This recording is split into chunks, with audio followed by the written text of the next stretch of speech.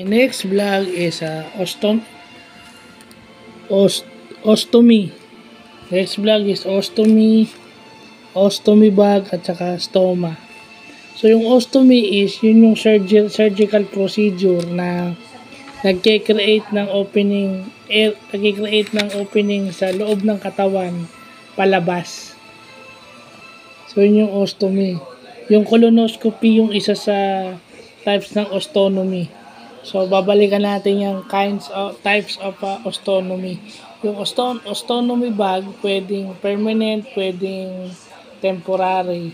Yun yung pansamantalang sumasalo ng ihi o ng dumi ng tao habang tinitreat yung kanilang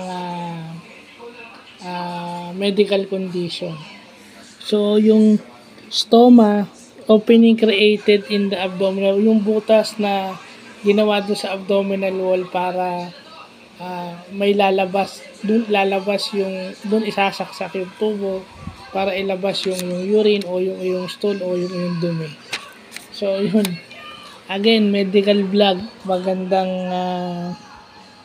Nakita ko lang to sa Instagram, nakita ko lang to sa Facebook actually, kasi may isang short reel sa Facebook na nakita ko yung babae parang natanggal yung ostomy bag niya. Nasa loob siya ng CR ng isang mall. So ni-research ko lang. Napakahirap din pala ng condition na yun. So yun lang po.